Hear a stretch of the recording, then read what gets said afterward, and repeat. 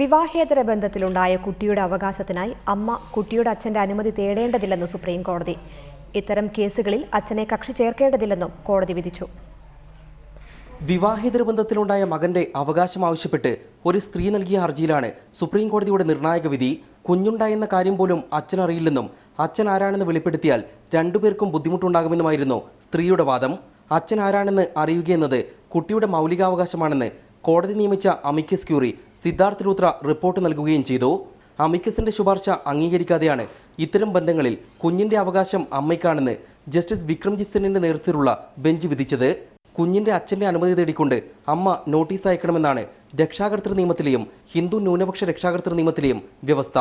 എന്നാൽ കുഞ്ഞിന്റെ താൽപര്യം പരിഗണിക്കുമ്പോൾ അനുമതി ആവശ്യമില്ലെന്നും ഇത്തരം കേസുകളിൽ അച്ഛനെ കക്ഷി ചേർക്കേണ്ടതില്ലെന്നും കോടതി വ്യക്തമാക്കി.